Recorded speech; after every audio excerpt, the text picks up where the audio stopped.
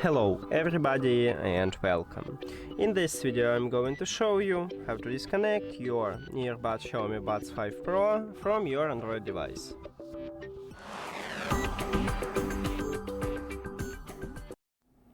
You have to start by open settings and then go to connected devices. Now click the settings icon near to your earbuds at the device list. And right here at the right side we have a button disconnect and you need to tap on it. But before I tap on it, I will tell you the difference between disconnect and unpair.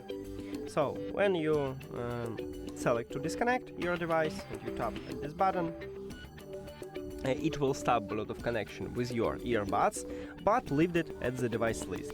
And if you select to unpair your earbuds, it will totally remove your earbuds from your phone. Now let me click on it, and as you can see, we just stopped Bluetooth connection, but leave it at the device list.